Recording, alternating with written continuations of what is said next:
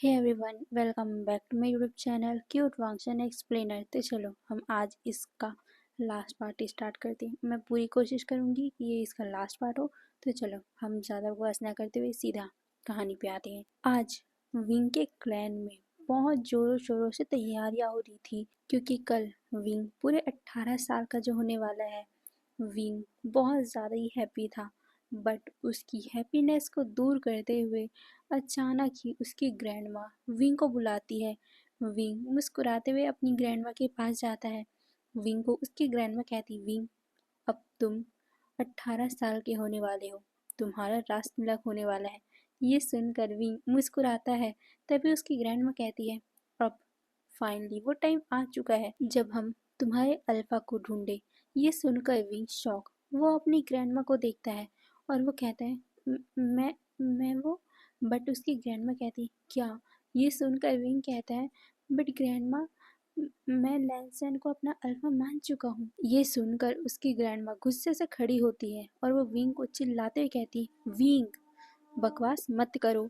तुम्हारे जिद के कारण हमने उसे यहाँ रखा, तुम्हारे साथ रहने दिया, बट तुम मत भूलो कि वो बस तुम्हारा स्लेव था। और मैंने पहले ही तुम्हें समझा रखा था, बता रखा था कि तुम्हें लान वांगजी से कोई भी रिश्ता नहीं रखना है, क्योंकि तुम अपने अल्फा के लिए बने हो।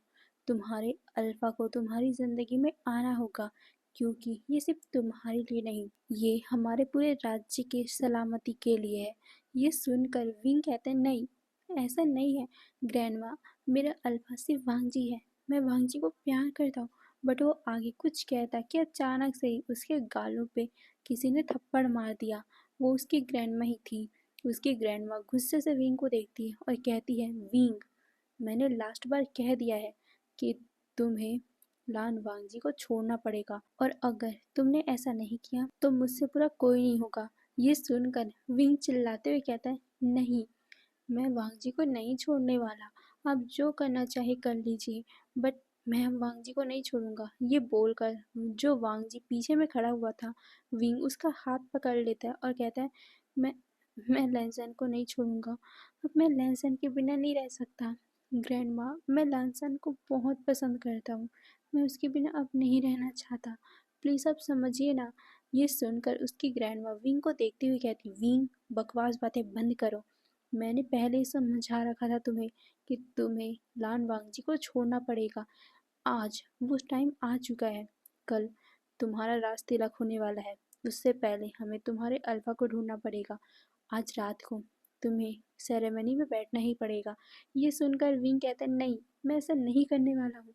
आप समझ लीजिए, अगर आपने मुझे वांगजी से अलग करने की कोशिश की तो। ये सुनकर उसकी ग्रैंडमा कहती, तो क्या क्या करोगे? ये सुनकर विंग चुप हो गया था, बट फिर भी वो वांगजी के हाथ को टाइटली पकड़ते हुए कहता है, मैं वांगजी के साथ यहाँ से चला जाऊँगा।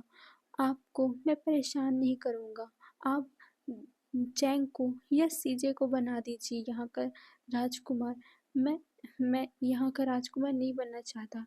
अगर मुझे राजकुमार बनने के लिए वांगजी को छोड़ना पड़ेगा तो मैं ऐसा नहीं चाहता। आप किसी और को बना लीजिए। ये सुनकर उसकी ग्रैंडमा उसे फिर से थप्पड़ मारते हुए कहती है, ऐसा होता तो हम पहले ही कर चुके रहते, बट ऐसा नहीं हो सकता। और तुम्हें पाने के लिए हम लोगों ने क्या क्या कुर्बानी दी है, तुम सोच भी नहीं सकते। तुम यहाँ के राजकुमार हो, होने वाले किंग हो, तो ये सब हरकतें करना बंद कर दो। तुम्हें पाने के लिए, हमारे राज्य को सेफ रखने के लिए मैंने अपनी बेटी की भी कुर्बानी दे दी, और तुम अब इस लड़के के लिए हमारे राज्य को छोड़ने की बातें कर रही हो? नहीं, ऐसा मैं होने ही नहीं दूंगी। ये बोलकर वो बहुत सारे गार्ड्स को बुला लेती है, और वो सारे गार्ड्स वांगजी को पकड़ने वाले थे, बट विंग ने अपना तलवार निकाल लिया, ये कहकर कि अगर किसी ने भी वांगजी को छूने की हिम्मत भी की ना तो उससे बुरा कोई नहीं होगा। ये बोलकर वो सारे लोगों को घूरता है। उसकी ग्रैंडमा विंग को देखती है और वो कहती, अच्छा, तुम अब इस हद तक आ गए हो, ठीक है, तुम इन सभी को हर्ट कर सकते हो, तुम अपनी ग्रैंडमा को तो नहीं कर सकते। ये बोलकर उसकी ग्रैंडमा भी अपना तलवार निकाल लेती है और फिर वो वांगजी की तरफ बढ़ रही थी। ये देखकर विंग बहुत ज़्यादा शॉक हो गया था वो अपने हाथ को काँपता हुआ महसूस कर रहा था क्योंकि वो अपनी ग्रैंडमा को बहुत ज़्यादा प्यार करता है। वो अपनी ग्रैंडमा को हर्ट नहीं कर सकता। वो कहता है, ग्रैंडमा प्लीज़ वांग जी को छोड़ दो। वांग जी की इसमें कोई गलती नहीं है। आप क्यों कर रही हो? मैं वांग जी को पसंद करता हूँ। प्लीज़ मैं वांग जी के साथ रहना चाहता हूँ। आप समझिए मेरी बात। Please grandma. ये बोलते हुए वांग जी को और भी ज़्यादा सपोर्ट कर रहा था। मतलब उसके साथ चिपक के खड़ा हुआ था ताकि उसकी ग्रैंडमा उसे हर्ट ना कर सके। वहीं वांग जी बस ये सब तमाशा देख रहा था। वो कुछ भी नहीं बोल रहा था। तभी उसकी ग्रैंडमा मतलब कि विंग की ग्रैंडमा विंग को कहती, विंग हटो, मुझसे पंगा मत लो। मैं आज लान वांगजी को मार दूंगी ताकि तुम्हारे अंदर से, तुम्हारे इस दिमाग से लान वांगजी का भूत उतर जाए। ये बोलकर वो विंग को हटाने की कोशिश करती है, बट विंग हटता नहीं। बट बाउसेन उन दोनों को अलग करने की कोशिश कर रही थी। ये देखकर विंग को अब सब्र नहीं हुआ। विंग के ओमेगा को सब्र नहीं हुआ और उसके अंदर से एक बहुत तेज सी रोशनी निकली, जिस वजह से बॉसन सीधा जाके दूर फेंका जाती है। ये देखकर सब शॉक हो गए थे। वहीं विंग भी शॉक हो गया था। उसके साथ ये क्या हुआ? मतलब उसे खुद नहीं पता था कि उसके अंदर इतनी शक्ति है। वो तो बस शॉकिंगली अपनी ग्रैंडमा को देख रहा था। वहीं वांग जी ने भी ये देखा तो वो भी शॉक हो गया था। विंग के अंदर इतनी ज़्यादा शक्ति है। विंग ने अपनी ग्रैंडमा को चोट पहुंचा दिया। बस यही वांग जी सोच रहा था और वो उन लोगों की तरफ देख रहा था। वहीं विंग भागकर अपनी ग्रैंडमा के पास जाने वाला था, बट इस बार जांग फैमिया ने उसे रोक लिया। वो विंग को बहुत ज़्यादा ही मतलब खरी खोटी सुनाने लग गए। ये कहने लग गए कि तुम दो कौड़ी के इंसान के लिए अपनी फैमिली से झगड़ा कर रहे हो विंग। हम तो तुम्हारी भलाई के लिए ये सब बोल रहे थे, बट तुमने गुस्से में अपनी ग्रैंडमा तक को हर्ट कर दिया। तुम्हें कुछ भी नहीं लगता? आप क्यों आए हो यहाँ पास? ये देखने के लिए कि तुम्हारी ग्रैंडमा मरी कि नहीं? ये सुनकर विंग कहते, फादर मैं ऐसा नहीं चाहता था। ये सुनकर जैंग फैमिया कहते, बस करो विंग, बस करो। तुम्हें हमने क्या कहा है? इसे छोड़ दो, बस इतना ही ना। तुम क्या हमारे लिए इतना नहीं कर सकते? तुम्हें पता भी है तुम्हारी ग्रैंड माँ ये सब क्यों कर रही है? क्योंकि वो इस राज्य को बचाना चाहती है। अगर तुमने किसी और से शादी कर ली तो ये राज्य बर्बाद हो जाएगा। इतने सालों की मेहनत बर्बाद हो जाएगी। ये सुनकर विंग अपने फादर को देखता है। उसके फादर विंग को देखते हैं और फिर जल्दी से डॉक्टर को बुलाते हैं। उसकी ग्रैंडमा की हालत बहुत ज़्यादा ख़राब हो गई थी। वैसे भी बॉसन सरन की शक्तियाँ तो पहले ही जा चुकी थी। जितनी बची खुची शक्तियाँ थी उससे वो जीवित थी, बट आज विंग के इतने पावरफुल अटैक से उनको अंदर से बहुत बुरी तरीके से चोट लगी थी, जिस वजह से उनके मुंह से ब्लड भी आने लग गया और अभी वो बेहोश हो गई थी। विंग बहुत बुरी तरीके से रोता है। वहीं उसकी फैमिली विंग को ही कोसे जा रही थी। विंग बहुत बुरी तरीके से रोते हुए बस अपनी ग्रैंडमा के घर मतलब रूम के बाहर खड़ा होकर रोए जा रहा था। वहीं वांग जी विंग को रोते हुए देख नहीं पा रहा था, इसीलिए वो विंग के पास जाता है। विंग जैसे ही वांग जी को देखता है वो उससे लिपट कर बहुत बुरी तरीके से रोता है। विंग अपने मन में ही कहता है कि उसकी गलती थी। सच में उसने अपने आपे से पार होकर अपनी ग्रैंडमा को कैसे हर्ट कर दिया। विंग को खुद समझ में नहीं आया था। वो वांग जी से यही बोल रहा था बार बार कि उसने ये क्या कर दिया। वो ऐसा नहीं करना चाहता था। वो अपनी ग्रैंडमा को हर्ट नहीं करना चाहता था। विंग बहुत बुरी तरीके से रोता है। कुछ टाइम के बाद उसकी मदर यानी कि मैडम यू बाहर आती है। मैडम यू को देखते ही विंग भागकर उसके पास जाता है और अपनी सफाई देने लग गया कि वो ऐसा नहीं चाहता था। उसने अपनी ग्रैंड मदर को जानबूझकर हर्ट नहीं किया था। माँ प्लीज़ मेरा यकीन करो, मैं ग्रैंड मदर को बिल्कुल भी हर्ट नहीं कर सकता। ये बोलते हुए विंग बस रोए जा रहा था। तभी जैंग फैमिया विंग के पास आते हैं। वो उसके कंधे पे हाथ रखते हुए कहते, विंग ये तुम्हारी गलती की वजह से नहीं हुआ है। ये तो किसी और की साजिश की वजह से हुआ है। ये सुनकर विंग शॉक होकर अपने फादर को देखता है। उसके फादर वांग जी को गुस्से से देख रहे थे। वहीं वांग जी उन्हें देख रहा था। तभी जैंग फैमिया विंग को देखते हुए कहते हैं, तुम्हें पता है हिलर ने जब तुम्हारी ग्रैंड माँ को चेक किया तो उन्हें पता चला कि तुम्हारी ग्रैंड माँ को धीरे धीरे कोई जहर दे रहा था। ये सुनकर विंग शॉक और वो अपने फादर को देखता है। विंग कहता है, जहर? ग्रैंडमा को कौन जहर दे सकता है? ये तो हमारा महल है ना, हमारे महल में कौन ग्रैंडमा को मारने की साजिश कर सकता है? ये सुनकर जैंग फैमा कहते हैं, वो इंसान जो तुम्हारी ग्रैंडमा से बहुत ज़्यादा नफरत करता हो, वो इंसान जो यहाँ का है ही नहीं, जो हमारी फैमिली का नहीं है। ये सुनकर विंग कहता है, आप किसको बोल रहे हो? कौन है ऐसा? मैं उसे नहीं छोड़ूंगा। ये सुनकर जैंग फैमा कहते हैं, और कौन विंग? और कौन है जो बाहर से आया है? एक ही पर्सन है जो बाहर से आया है, और वो तुम बहुत अच्छे से जानते हो। ये सुनकर विंग की नज़र वांग जी पे जाती। वहीं वांग जी चुपचाप इन लोगों को देख रहा था। वांग जी कुछ भी नहीं बोल रहा था। विंग कहते हैं, नहीं, ये ये नहीं हो सकता। लांजान, ऐसा नहीं है, आपको कुछ गलत फहमी हुई है, कोई और है। मैं मैं ये पक्का ढूंढ निकालूंगा कि आखिर किसने ये किया है। ये सुनकर जैंग फैमा कहते, विंग होश में आओ। तुम इस इंसान के लिए हमारे बातों पे विश्वास नहीं कर रहे हो। तुम्हें तुम्हें क्या सबूत चाहिए? मेरे पास इस इंसान का सारा सबूत है। तुम्हें पता है, मैं कुछ दिनों से इसके ऊपर निगरानी रख रहा था। ये अचानक से ही हमारी ज़िंदगी में आया और अचानक ही ये सब होने लग गया। ये कई बार हमारा पीछा किया करता था, हमारे ऊपर जासूसी किया करता था। मुझे पहले लगा कि ये सब नॉर्मल है, बट नहीं, धीरे धीरे मुझे शक हुआ। फिर मैंने लान वांगजी के ऊपर निगरानी रखी, तब मुझे पता चला कि ये सब कर रहा है। मुझे शक हुआ था, और देखो आज मेरा शक यकीन में बदल चुका है। लान वांगजी है जो यहाँ पर बदला लेने आया है। क्यों लान वांगजी, तुम यहाँ पर बदला लेने आए हो? सच कहो। ये सुनकर वांगजी विंग को देखता, फिर बाकी लोगों को। वो कुछ भी नहीं बोल रहा था। वही विंग जल्दी से वांगजी के पास आता है और वो अपने पेरेंट्स को देखते हुए कहते हैं, नहीं लांसन, ऐसा नहीं है, आप लोगों को गलत फहमी हुई है। वांगजी, ऐसा नहीं है। ये सुनकर जांग फैमा कहते, अच्छा, पूछो अपने लैन वांगजी से, वो क्यों आया है यहाँ पर? क्यों? ये सुनकर विंग कहता है, मैंने उसे लाया है, वो नहीं आया था।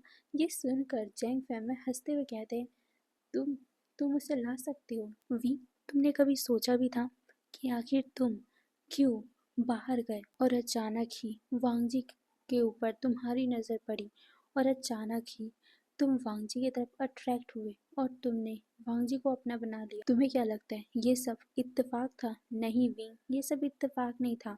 ये लान वांगजी की सोची समझी साजिश थी, और मैंने सब पता करवा लिया है। तुम्हें क्या लगता है कि तुम इसकी तरफ अट्रैक्ट हुए थे? नहीं, इसने जानबूझ के तुम्हें अपने तरफ अट्रैक्ट किया था, और वो भी अपने ऊपर कुछ ऐसा केमिकल लगाकर जिससे तुम उसकी तरफ अट्रैक्ट होते थे। वो तुम्हारी बॉडी में भी वो स्मेल लगाता था, अपनी बॉडी का स्मेल लगाता था, जिस वजह से तुम्हारा ओमेगा उसकी तरफ अट्रैक्ट होता था। ये सुनकर विंग शॉक, और वो अपने फादर को देखता, फिर वांग जी की तरफ देखता। जैंग फैमा वांग जी को देखते हुए कहते, क्यों? सच्चाई बताओ, अब तुम चुप क्यों हो? ये सुनकर भी वांग जी कुछ नहीं बोल रहा था। वहीं सारे लोग, मतलब कि जैंग फैमा अब बार बार वांग जी के ऊपर इतने ज़्यादा इल्ज़ाम लगा रहा था, बट वांग जी कुछ नहीं बोल रहा था। ये देखकर विंग डरता है। वो वांग जी से कहता है, रानजान, कुछ बोलो ना, फादर तुम्हारे बारे में कितना गलत गलत बोल रहे हैं, तुम उन्हें सफाई तो दो। ये सुनकर वांग जी कुछ नहीं बोलता। विंग जल्दी से वांग जी की तरफ मुड़ता है। वो उसके कॉलर को पकड़ते हुए कहता है, कुछ बोलो ना, यहाँ पर तुम्हारे ऊपर कितनी ज़्यादा कीचड़ उछल रही है, और तुम कुछ भी नहीं बोल रहे हो। रानजान, प्लीज़ उन्हें बता दो कि तुम ऐसे नहीं हो। तुमने ऐसा कुछ नहीं किया, तुमने मेरी ग्रैंडमा को जहर नहीं दिया है। कुछ बोलो ना, तुमने मेरे साथ ऐसा नहीं किया है ना? तुम यहाँ बदले के लिए नहीं हो ना? बोलो ना लांसर, बोलो ना। ये बोलकर वो उसे मतलब खींचता है, उसे हिलाता है, बट वांगजी फिर भी कुछ नहीं बोलता। वो बस विंग को देखे जा रहा था। विंग उसकी तरफ देखता है। वहीं जैंग फैमा विंग को कहते हैं, अब ये क्या बोलेगा? सच्चाई सबके सामने आ गई है ना, तो इसकी बोलती बंद हो गई है। ये सुनकर विंग के आंखों में अब आंसू बहने लग गए थे।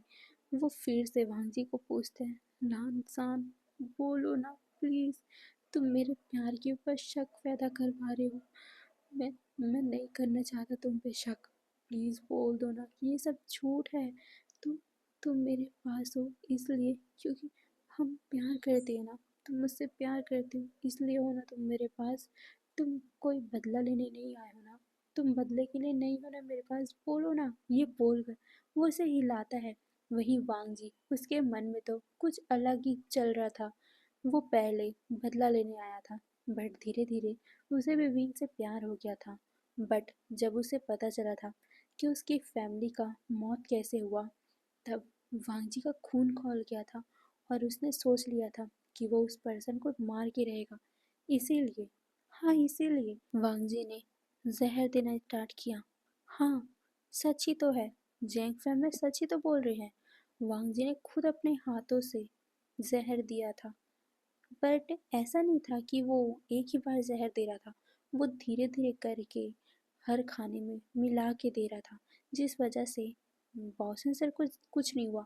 बट विंग के इतने तेज अटैक के कारण बॉसन सैंड का खून बहुत ज़्यादा ही मतलब तेजी से रन होने लग गया, और उसका खून में जो जहर मिला हुआ था उसकी भी पावर बढ़ गई, और अभी उसी के कारण बॉसन सर अभी इस कंडीशन में है। वांग जी को पता था कि उसने गलत किया है, इसीलिए वो अपना सर झुका के खड़ा हुआ था। विंग को वो क्या बोले, क्योंकि हाँ वो विंग से प्यार करता है। अब वो विंग से झूठ नहीं बोलना चाहता। उसे विंग के सामने गिल्ट महसूस हो रहा था कि उसने विंग के ग्रैंडमा को चोट पहुंचाने की कोशिश की थी। विंग कहता है, लानसान, बोल दो ना कि तुमने ये सब नहीं किया है, बोलो ना, बोलते क्यों नहीं। ये सुनकर जैंग फैमी कहते, क्या बोलेगा ये, क्या बोलेगा। विंग, तुम अपने फादर पे यकीन नहीं कर रहे हो।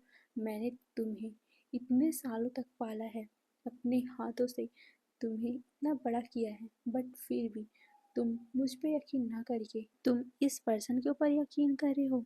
ये सुनकर विंग के आंखों से अब लगातार आंसू बहने लग गए थे। वो वांग जी को फिर हिलाता है और कहता है, लानसान, अगर तुम मुझसे ज़रा सा भी प्यार करते हो तुम सच्चाई बताओ, मैं तुम्हारे मुंह से सच्चाई सुनना चाहता हूँ। ये सुनकर वांग जी विंग को देखता है। उसके आंखों में गिल्ट साफ साफ दिखाई दे रहा था। जैसे विंग ने ये महसूस किया तो वो खींच कर वांग जी को तमाचा मारता है। वांग जी एक कदम पीछे जाता है। विंग कहता है, क्यों, क्यों किया तुमने ऐसा, क्यों मेरी फैमिली को तबाह करने की कोशिश तुमने क्यों की। तुम यहाँ बदला लेने आए थे और मैं मूर्ख, मैं मैं पागल। मुझे लग रहा था कि मैं तुमसे बदला लेना चाहता था, इसीलिए मैंने तुम्हें यहाँ पर कैद किया है। बट नहीं, मैं इतना मूर्ख था कि मैंने खुद अपनी फैमिली को तबाह करने के लिए तुम्हें अपने घर पे लाया था। बट क्यों, ये बोलते हुए विंग वांग जी के कॉलर को पकड़ लेता है और कहता है, क्यों, क्यों किया तुमने ऐसा, क्यों तुम मेरी फैमिली के साथ ऐसा करने आए हो, मेरी फैमिली ने तुम्हारा बिगाड़ा क्या है। ये सुनकर वांग जी विंग को देखता है, बट वो कुछ भी नहीं बोल पा रहा था। जैंग फैम में विंग के पास आते हैं, वो उसे वांग जी से दूर करते हुए कहते हैं, विंग, अब इस इंसान की सच्चाई तुम्हारे सामने आ गई है ना, तो तुम्हें इससे दूर रहना चाहिए। ये इंसान हमारी पूरी फैमिली को ख़त्म करने आया है। ये सुनकर विंग जैंग फैमिली को देखता है, फिर वांग जी को, और वो रोते हुए अपने फादर के बाहों में सिमट जाता है।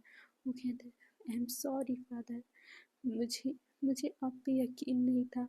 ये सुनकर जैंग फैमिली वांग जी को देखते हैं और कहते हैं, अब तुम्हारी यहाँ कोई ज़रूरत नहीं है, ले लिया ना तुमने बदला, ले लिया ना, अब निकल जाओ यहाँ से। ये बोलकर वो वांग जी को देखते हैं। वही वांग जी विंग के पास जाना चाहता था। वो विंग को गले लगाना चाहता था, वो उसे बताना चाहता था कि भले ही वो यहाँ बदला लेने आया था, बट वो विंग से सच्चा प्यार करता है। बट वो कह नहीं पाया। जैंग फैमिली ने अपने गार्ड्स को बुलाया और वो वांग जी को सजा देने बोलते हैं, बट विंग ने उन्हें रोक लिया, क्योंकि भले ही वांग जी ने इतना कुछ किया हो, बट विंग के दिल में अभी भी वांग जी के लिए प्यार है। वो अपने प्यार को ऐसे मरते हुए नहीं देख सकता। इसीलिए वो कहता है, निकल जाओ लानफांग जी हमारी ज़िंदगी से, ले लिया ना तुमने बदला, तोड़ दिया ना हमारी फैमिली को। अब प्लीज़, अगर तुम्हारे दिल में ज़रा सा भी मेरे लिए कोई फीलिंग बची हो, अगर तुमने ज़रा सा भी इतने दिनों में मेरे लिए कुछ फील किया हो, प्लीज़ अब मेरी लाइफ से दूर चले जाओ।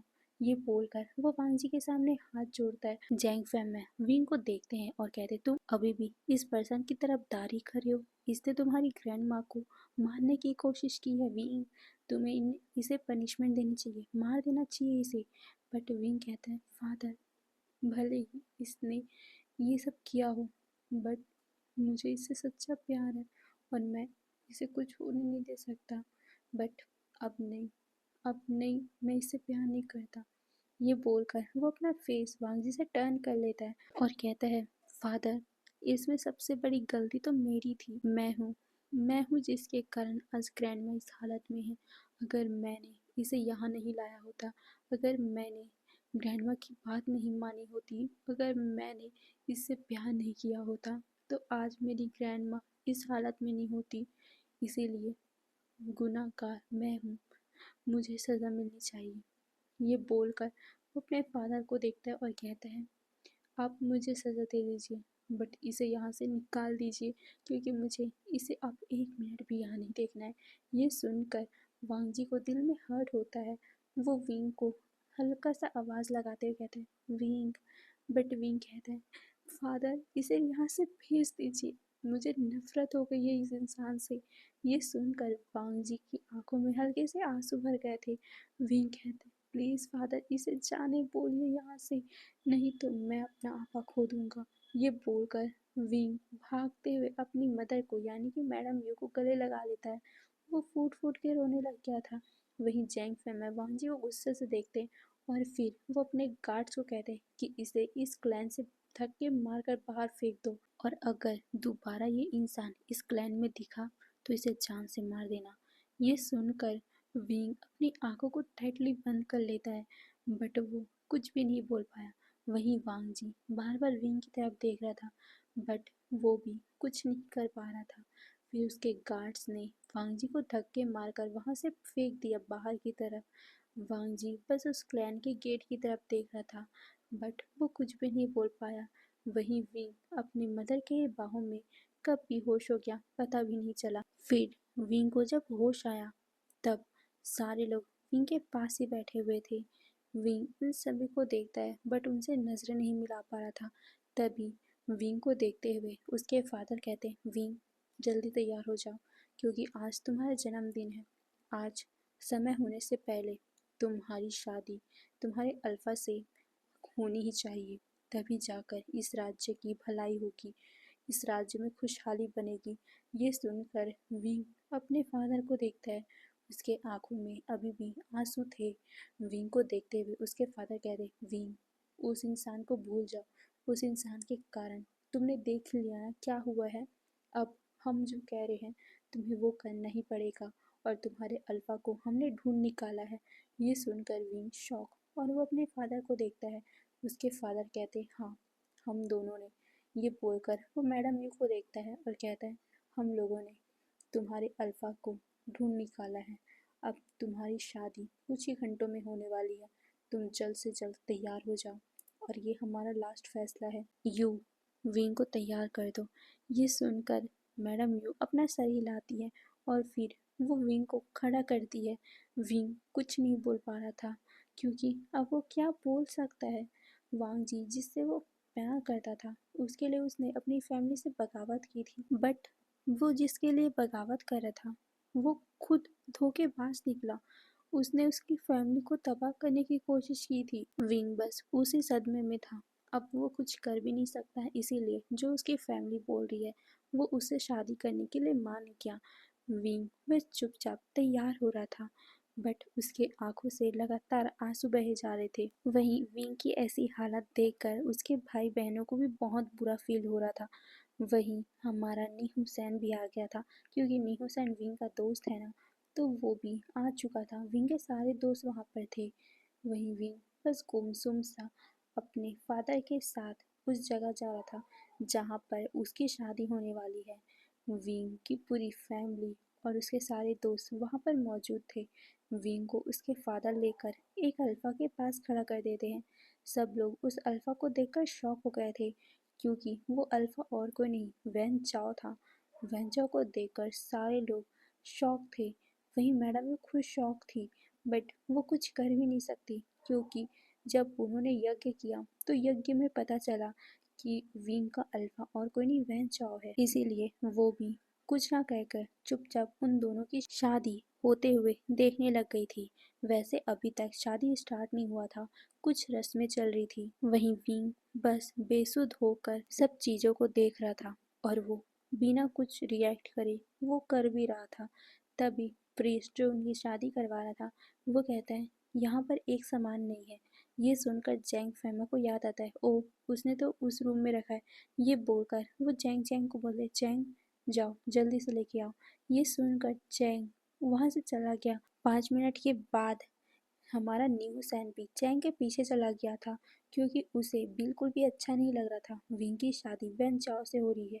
वैन चाओ जो उसे ज़्यादा अच्छा नहीं लगता है। हाँ वैन चाओ उनका दोस्त है बट फिर भी वो ना अजीब लगता है हमारे न्यू सैन को। और वो कंफ्यूज भी था कि आखिर क्यों इतनी सडनली इन दोनों की शादी हो रही है। यही सब पूछने के लिए हमारा न्यू सैन चैंग के पीछे चला गया था। वो चैंग को रोकता है, वो उससे पूछने वाला था बट तभी उन लोगों को कुछ आवाज़ें सुनाई देती है, कुछ सामान गिरने की। इसीलिए वो दोनों भागकर हमारे ग्रैंड मदर यानी कि बाओसन सन के रूम के पास आते हैं। वो देखते हैं कि बाओसन सन नींद से जाग चुकी है और वो जल्दी जल्दी से उठकर यहीं आने की कोशिश कर रही थी बट वो बहुत ज़्यादा बीमार थी जिस वजह से वो चल नहीं पा रही थी।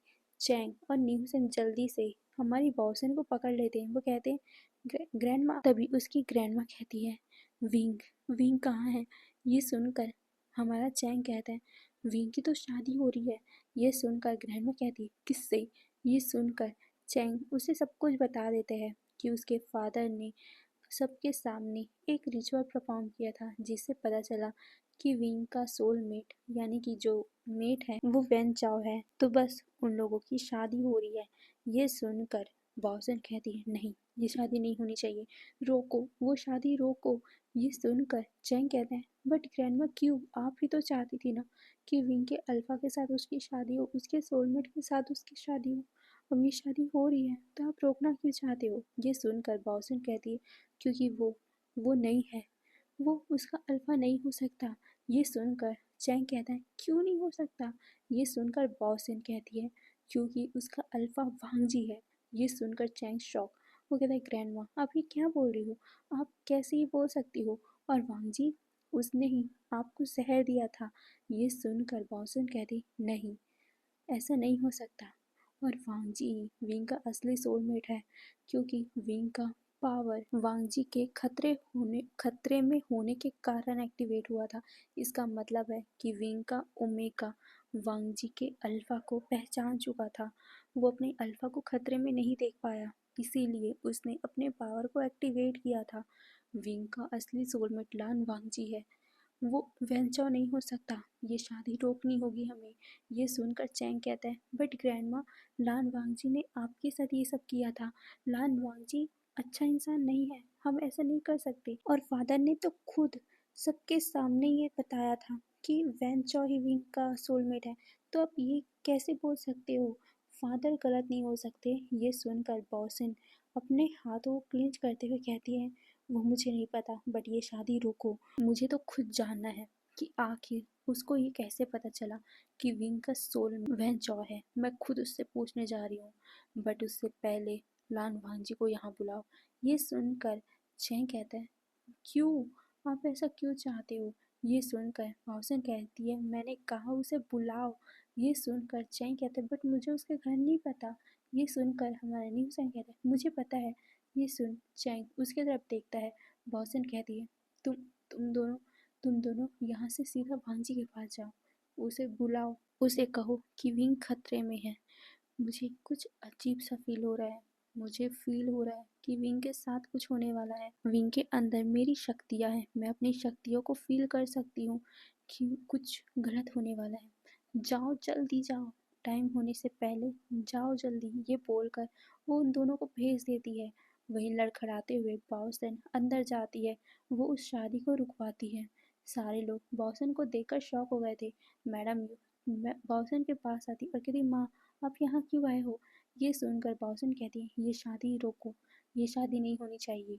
ये वैन चाओ विंग का सोलमेट नहीं है। ये सुनकर सब शॉक हो गए थे। तभी जैंग फैमिली कहते हैं, माँ आप ये क्या बोल रहे हो? विंग का असली सोलमेट यही है, हमने खुद देखा है। ये सुनकर बॉसन कहती है, कैसे देखा? कैसे पता चला तुम्हें? ये सुनकर जैंग फैमिली कहते हैं, रिचुअल से।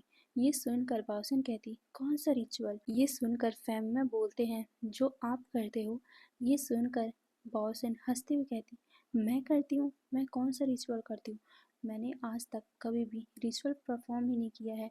मैं जब भी बताती हूँ कि कौन किसका सोलमेट है, वो हम अपनी शक्तियों से बताते हैं, क्योंकि हमें फील हो जाता है। और मैंने फील कर लिया था कि विंग का सोलमेट ये वेंचौ नहीं, लान वांगजी है। ये सुनकर हमारी जैंग फैमिली की मुट्ठी कस गई थी। वो बॉसन सनक को देखता है और कहता है, ऐसा नहीं है, आप गलत सोच रहे हो। ये सुनकर बॉसन कहती है, ऐसा ही है, और मुझे लगता है कि तुमने कुछ गलत रिचुअल परफॉर्म किया है, जिस वजह से तुम्हें इस इंसान ने ठग लिया है।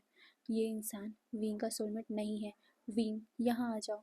ये सुनकर विंग अपनी ग्रैंडमा को देखता है, और जब उसने सुना था कि वांगजी उसका सोलमेट है, तो उसे बहुत ज़्यादा खुशी मिली थी।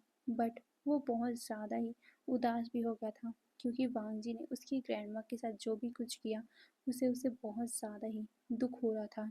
विंग अपनी ग्रैंडमा के पास जाने वाला था, बट अचानक ही जैंग फैमिली ने विंग का हाथ पकड़ लिया। विंग अपने फादर को देखता है। जैंग फैमिली कहते हैं, विंग कहीं नहीं जाओगे, तुम शादी करोगे। ये सुनकर विंग कहता है, फादर, बट वो आगे कुछ कहता कि वैनचाओ भी विंग का हाथ पकड़ लेता है। विंग वैनचाओ को देखता है और कहते हैं, वैनचाओ मेरा हाथ छोड़ो। ये सुनकर वैनचाओ कहता है, नहीं विंग, तुम उससे शादी किए बिना नहीं जा सकते। बट बॉसन कहती, तुम दोनों विंग का हाथ छोड़ो। फैंग मिया, विंग की शादी रोक दो, नहीं होगी उसकी शादी, और उसे लड़के को हमारे विंग से दूर करो। ये सुनकर जैंग फैमा बॉसन को देखते हैं और फिर हमारे विंग को, और अचानक ही वो हंसते हैं और फिर वो वैनचाओ को देखते हैं। जैंग फैमा को हंसते हुए देखकर मैडम यू कहती, आप हंस क्यों रहे हो? विंग को यहाँ लेके आओ। ये सुनकर जैंग फैमा कहते हैं, नहीं, हम नहीं लाएंगे, और वैसे भी मैंने इतना कुछ मेरे बेटे को इस राज्य का उत्तराधिकारी बनाने के लिए किया है, और आज जब ये मौका है तो तुम्हें क्या लगता है मैं छोड़ दूंगा? नहीं, ऐसा नहीं होगा। आज वैन चाओ और विंग की शादी होके रहेगी। ये सुनकर मैडम यू कहती है, आप ये कैसी बातें कर रहे हो? विंग विंग को हम उत्तराधिकारी बनाएंगे। ये सुनकर जैंग फैमा कहते हैं, विंग को? नहीं नहीं, तुम गलत सोच रही हो। विंग को नहीं, मैं तो वेनचाओ की बात कर रहा हूँ। वेनचाओ, ये बोलकर वो वेनचाओ को देखता है। वेनचाओ भी क्रीपी सा स्माइल करता है और कहता है, फादर, हाँ, मैं इस राज्य का उत्तराधिकारी बनूंगा। ये सुनकर वेनचाओ को देखकर मैडम ये शॉक हो गई थी। वो फैमिया को देखते हुए कहती, फैमिया ये क्या बोल रहे हो तुम? ये सुनकर फैमिया कहते हैं, हाँ, वेनचाओ मेरा बेटा है। तुमसे शादी करने से पहले वैनचाओ मेरा बेटा था। असल में, ये बोलकर वो अब सच्चाई बताना स्टार्ट करता है कि क्या हुआ था। असल में जैंग फैमिया हमारे बॉसन सरन के भाई के बेटे हैं, यानी कि वैन रूहान के बेटे हैं। जब बॉसन सरन को इस राज्य का उत्तराधिकारी बनाया गया था, रानी बनाया गया था, तब वैन रूहान को बहुत गुस्सा आया था। उसने डिसाइड किया था कि वो यहाँ का राजा बनेगा, बट वो बॉसन से के सामने कुछ भी नहीं था। इसीलिए उन्होंने अपने नाजायज बेटे जैंग फैमिया को ही इस राज्य का उत्तराधिकारी बनाने का सोचा, क्योंकि जैंग फैमिया ऐसे थे, वो एक उनकी पर्सनैलिटी भी ना वैन रूहान के जैसे थी।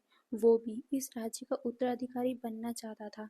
इसीलिए उसने अपने फादर को कहा कि वो यहाँ का उत्तराधिकारी बनेगा। ये सुनकर जैंग फैमिया को देखते हुए वैन रूहान बहुत ज़्यादा खुश हुए थे, और फिर उन लोगों ने एक प्लानिंग की, जिसके कारण जैंग फैमिया बहुत सालों तक उस जगह से दूर रहे, जिस वजह से किसी को भी पता नहीं चला कि वैन रूहान का एक और बेटा भी था।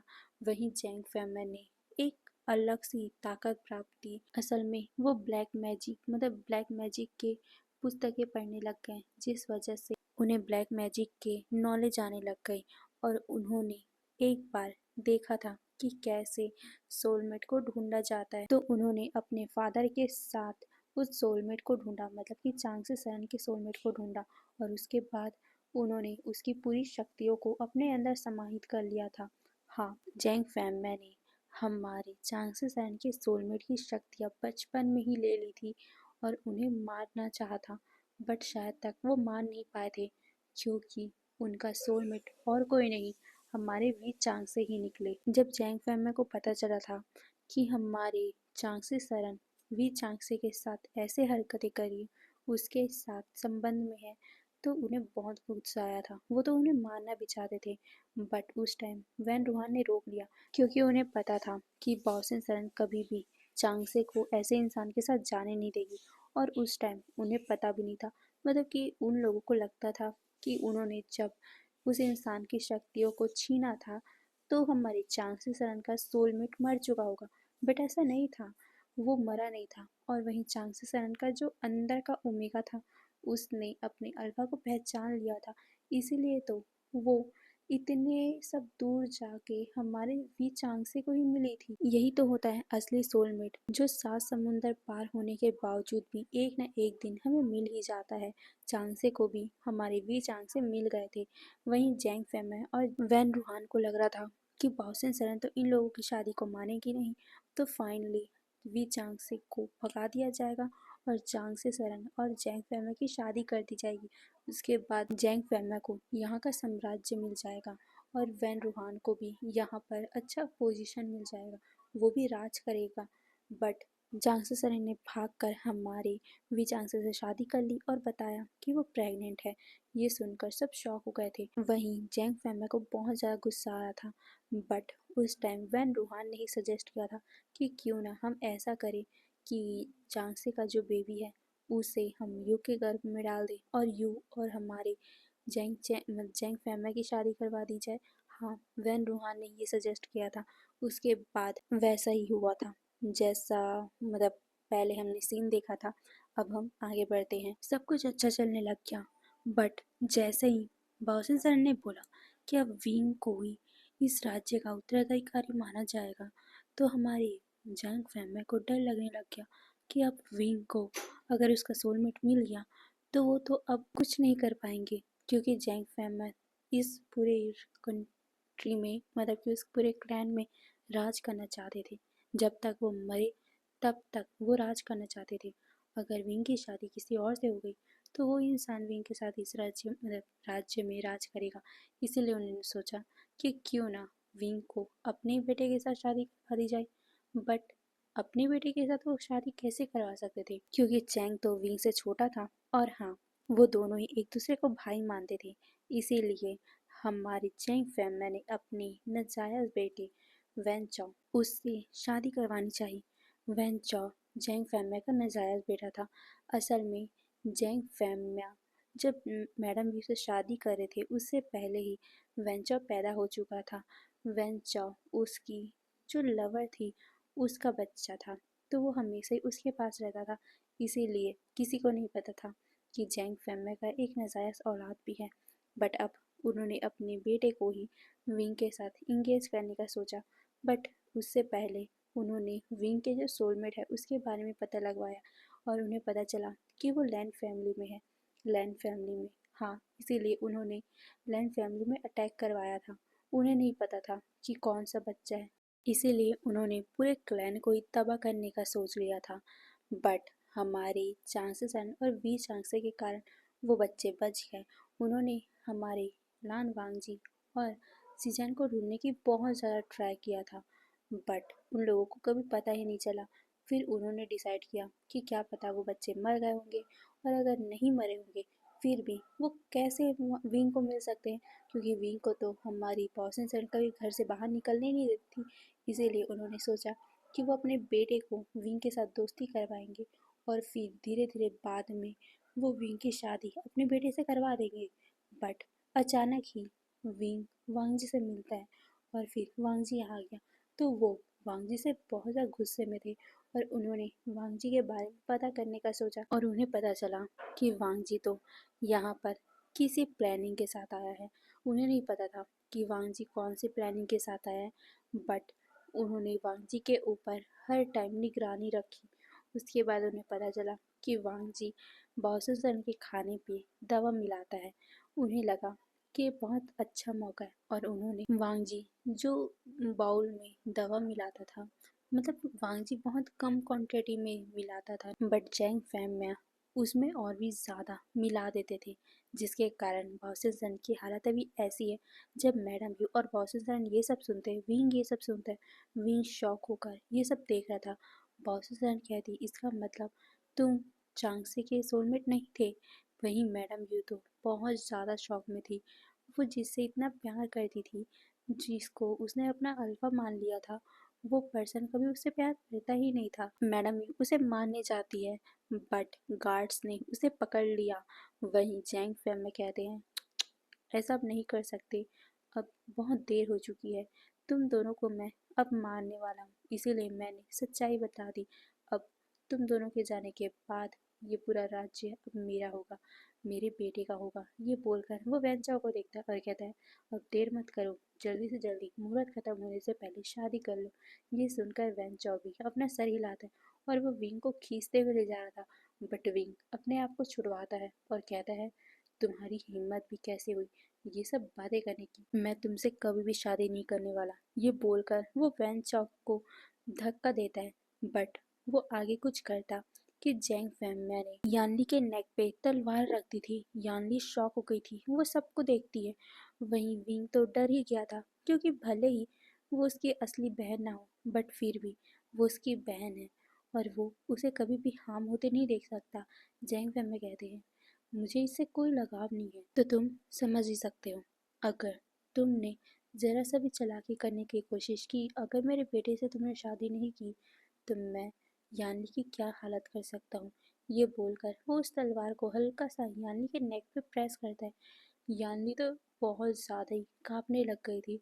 वो अपने फादर को कहती है, फादर आप मेरे साथ ऐसा कैसे कर सकते हो। ये सुनकर यान्नी को कहता है जैंग फैमिया, तुम मुझे फादर मत कहो, क्योंकि तुम मेरे प्यार की निशानी नहीं हो। जो मेरी प्यार की निशानी है, मैं उसके लिए इतना तो करूँगा ही। ये बोलकर वो वैन चाओ को देखता है और कहता है, वैन चाओ जल्दी शादी कंप्लीट करो। ये सुनकर वैन चाओ अपना सर हिलाता है और फिर वो विंग का हाथ पकड़ के शादी करने के लिए फोर्स करने लग गया। वहीं विंग अपनी बहन को बचाने के लिए, अपनी मॉम और अपनी ग्रैंडमा को बचाने के लिए चुपचाप अपने घुटनों पे बैठ जाता है और फिर वो पहला वो करते हैं, बट वो आगे कुछ करते कि अचानक से ही वहाँ पर बहुत सारे लोग एंट्री करते हैं। वहीं हमारा वांग जी जब देखता है कि विंग को किस तरीके से वेंचो ने पकड़ रखा है और वो दोनों शादी करें, वांग जी को बहुत गुस्सा आया था। वहीं हमारा चैंग जब देखता है कि उसकी बहन को कैसे जैंग फैमिली ने पकड़ रखा है, तो वो जल्दी से जैंग फैमिली के पास आते हुए बोलते, फादर ये आप क्या करे हो, अब सीजो को क्यों पकड़ रखे हो। ये सुनकर हमारी मैडम चीख कर बोलती है, चैंग अपनी बहन को बचाओ, वो वो राक्षस है, वो तुम्हारा फादर नहीं है, उसने उसने ही ये सब किया है। ये सुनकर चैंग अपनी मदर को देखता है।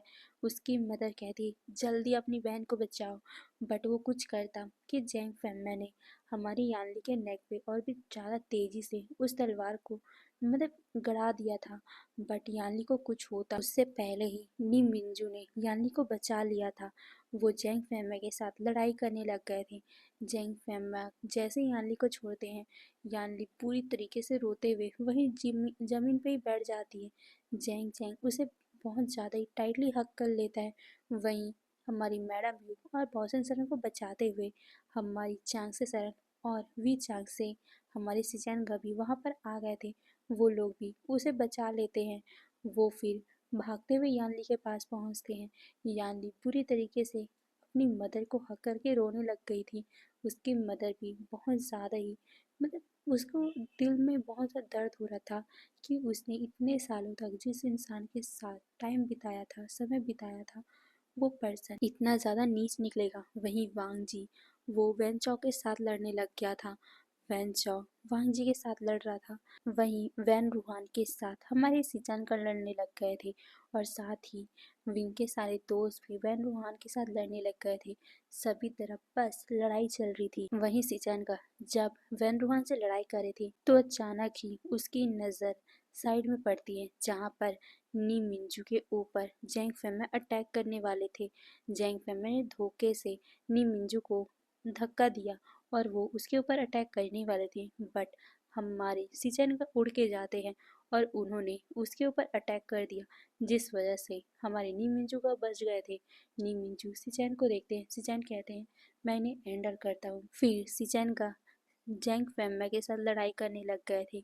जैंग फेमै सिचन के साथ बहुत अच्छे से लड़ाई करे थे, बट सिचन का एक ओमेगा है और जैंग फेमै उनके पास एक डार्क एनर्जी है ना, उन्होंने कितने सालों से डार्क एनर्जी को सीखा है, तो उन्होंने सिचन के ऊपर हमला किया, बट सिचन अपने आप को बचाते उससे पहले ही हमारे नी मिंजूका सिचन के बीच में आ गए थे, जिससे हमारे नी मिंजूका को चोट लग जाती है। ये देखकर सब शॉक हो गए थे। वहीं दूसरी तरफ वांग जी ने वैन चाओ को हरा दिया था और वैन रूहान को भी सभी लोगों ने हरा दिया था।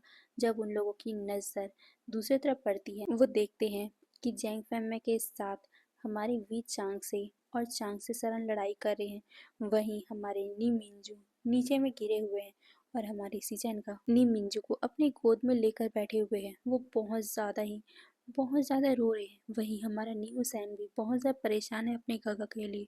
वहीं जब हमारा विंग देखता है कि कैसे वांग जी के मदर फादर, मतलब उसके हिसाब से तो अभी तक वो वांग जी के मदर फादर ही है ना, वो देखता है कि कैसे वो दोनों जैंग फेमै से लड़ रहे हैं और जैंग फेमै अपनी इविल पर्सनैलिटी, इविल शक्तियों का इस्तेमाल करें, उन्होंने घायल करें, तो विंग भी अब अपने आप को कंट्रोल नहीं कर पाया। वहीं वांग जी भी दोनों ही उड़ कर वहाँ जाते हैं और वो जैंग फेमै से लड़ाई करने लग गए थे। जैंग फेमै के अंदर से अब बहुत ज़्यादा ही इविल शक्तियाँ निकलते जा रही थी। वहीं विंग और हमारा वांग जी दोनों ही एक साथ लड़ाई करते हुए जैंग फेमै को हरा रहे थे। उनके साथ साथ हमारे वी चांग से और चांग से सरर और बाकी लोग भी अब जैंग फेमै के साथ लड़ाई करने लग गए थे। वहीं नी मिंजू को जल्दी से हीलर के पास ले जाया गया था ताकि उन्हें जल्दी से हील किया जा सके। सभी लोगों ने कुछ ही टाइम में जैंग फेमै को धराशाही कर दिया था। वहीं विंग के अंदर जैंग फेमै की अब इविल पर्सनैलिटी, मतलब इविल जो नेगेटिव पावर थी, विंग के अंदर अब अब्सॉर्ब होने लग गई, क्योंकि अब पूरी तरीके से विंग 18 साल का हो चुका था और अब पूरी तरीके से विंग की पावर एक्टिवेट हो चुकी है। असल में जैंग फेमै इसीलिए जल्दी जल्दी कर रहे थे, क्योंकि अगर विंग के पावर एक्टिवेट हो गया तो विंग पावरफुल बन जाएगा और जैंग फेमै की असली शक्तियाँ सबके सामने आ जाएंगी, क्योंकि विंग के अंदर एक पावर है ना कि वो नेगेटिव एनर्जी को अपने अंदर अब्सॉर्ब कर सकता है। विंग सब चीज़ को अब्सॉर्ब कर सकता है जो भी नेगेटिव है, और सभी तरफ वो खुशहाली फैला सकता है। वो विंग की पावर है और अभी जैंग फेमै के अंदर से सारी नेगेटिव पावर विंग अब्सॉर्ब कर रहा है। जैसे ही वो ख़त्म होता है, मतलब कि जैंग फेमै के अंदर से नेगेटिव पावर ख़त्म होता है, जैंग फेमै नीचे गिर पड़े, उसके बाद तो मैडम यू ने ही उनका काम तमाम कर दिया, क्योंकि उन्हें बहुत ज़्यादा गुस्सा आया हुआ था। जैंग फेमै ने इतना कुछ किया, वो भी किसके लिए? वेन चाओ के लिए। और इतने सालों तक उन्होंने उन्हें धोखे में रखा, ये सोचकर मैडम ही को बहुत गुस्सा आया था और उन्होंने उनका काम तमाम कर दिया। सारे लोग एक दूसरे को देखते हैं। वहीं विंग वांग जी को देखता है, वांग जी विंग को देखता है और फिर अपनी नज़रें झुकाकर वो अपनी फैमिली के साथ वहाँ से जाने लग गया था। तभी हमारी बाओसन कहती है, चांग से कहाँ जा रही हो? ये सुनकर सारे लोग बाओसन सरन को देखते हैं। फिर सामने हमारी चांगसे को चांगसे कहती है, अपने घर जा रही हूँ। ये बोलकर वो अपने बच्चों यानी कि वांग जी, सिंग चैन और सीचेनगा, नी हुसैन और नी मिंजू लेकर, मतलब नी मिंजू को लेकर वो वहाँ से जाने लग गई। बट हमारी मैडम यू, हमारी मतलब बाओसिन सरन दोनों ही चांगसे को रोक लेते हैं और कहते हैं कि तुम ऐसे ही जा रही हो, क्या तुम हमारे साथ नहीं रुकोगी? चांगसे, आई एम सॉरी, हम लोगों ने जो भी तुम्हारे साथ किया, बट तुम ऐसे नहीं जा सकती। देखो तुम्हारा बेटा वो कितना बड़ा हो चुका है। ये सुनकर विंग शॉक और वो उन लोगों की तरफ देखता है। तब उसे पता चला था कि चांगसे सरन उसकी असली मदर है। फिर सब लोगों ने बताया कि आखिर सच्चाई क्या थी। चांगसे तो रोने ही लग गई थी, बट वो अपने इमोशन को कंट्रोल करती और वो वहाँ से जा रही थी, बट सारे लोगों ने उसे रोक लिया। वहीं विंग जब अपनी मदर का असली सच्चाई सुनता है तो वो भी चांगसे को गले लगा लेता है। चांगसे भी अपने बच्चे का इतने सालों में पहली बार हक पाकर वो भी उसे बहुत टाइटली गले लगाती और वो भी बहुत इमोशनल हो गई थी। और फिर विंग अपने फादर को गले लगाता है। सब लोग बहुत ज़्यादा हैप्पी थे। फिर विंग वांग जी को देखता है बट वांग जी उसे नहीं देख रहा था क्योंकि उसे गिल्ट था। बट विंग उसके पास जाता है, उसे हक करता है। बट वांग जी उसे देखता है और आई एम सॉरी कहता है। वहीं विंग भी उसे हक करते हुए आई एम सॉरी कहता है। अब सब कुछ ठीक हो चुका था। सब लोग बातें कर रहे थे बट अचानक ही विंग वहीं पर बेहोश होकर नीचे गिर पड़ा। सारे लोग डर गए कि आखिर हुआ क्या विंग को। बट जब उसे चेक किया गया तब गुड न्यूज़ था। सारे बहुत ज़्यादा ही खुश हो गए थे। अब हमें कुछ सालों बाद का सीन दिखाया जाता है। एक छोटा सा बच्चा फुदकते हुए अपनी मम्मा के पास जाता है। वो कहता है मम्मा मुझे मुझे आज घूमने जाना है, आप लोगों ने मुझसे प्रॉमिस किया था। ये सुनकर सामने वाला वो क्यूट सा ओमेगा कहता है युआन मैं अभी काम कर रहा हूँ, मुझे नहीं जाना कहीं। ये सुनकर युआन, हाँ वो युआन था और सामने जो ओमेगा बैठा हुआ था वो हमारा विंग था। विंग युआन को मना करा था क्योंकि वो अभी काम कर रहा था। ये देखकर युआन मुंह बनाता है और फिर उसे कुछ मस्ती सूझती है और वो कहता है मदर आपको पता है फादर वहाँ ओमेगाओं के साथ घिरे हुए हैं और आप यहाँ पर काम कर रहे हो। ये सुनकर विंग शॉक और वो अपने बेबी को देखता है। वो कहता है क्या क्या कहा तुमने। ये सुनकर युवान अपना मुंह बनाते हुए कहता है हाँ मैंने सच कहा। वहाँ कई सारे ओमेगाओ फादर को घेर के खड़े हुए हैं और वो फादर से बातें कर रहे हैं, फादर के साथ फ्लर्ट कर रहे हैं। ये सुनकर विंग को गुस्सा आया और वो जल्दी से गुस्से में तमतमाते हुए उस जगह पहुंच जाता है जहाँ पर वांग जी कुछ ओमेगाओ को पढ़ा रहा था। हाँ वो उन लोगों को पढ़ा रहा था। बट युवान की बात सुनकर विंग को तो जेलसी फील हो चुकी थी। वो वांग जी के पास आता है, उसके हाथ को पकड़ते हुए वो खड़ा करता है और कहता है क्या कर रहे हो यहाँ। ये सुनकर वांग जी कहते हैं विंग क्या कर रहे हो, मैं इन लोगों को पढ़ा रहा हूँ। ये सुनकर विंग कहता है कोई ज़रूरत नहीं है, मैंने तुम्हें कितनी बार बोला है कि यहाँ पर इतने सारे टीचर्स हैं, तुम्हें पढ़ाने की कोई ज़रूरत नहीं है।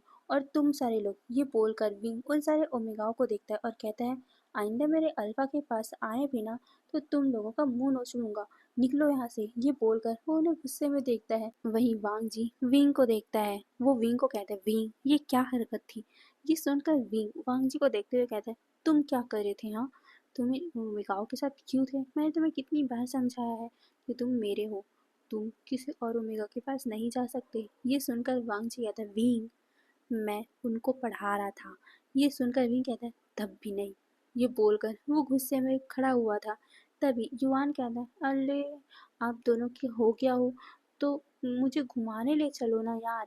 देखो मैंने आपको बताया ना पापा का सीक्रेट कि वो पापा क्या कर ले थे, तो आप चलो अब मुझे घुमाने ले चलो।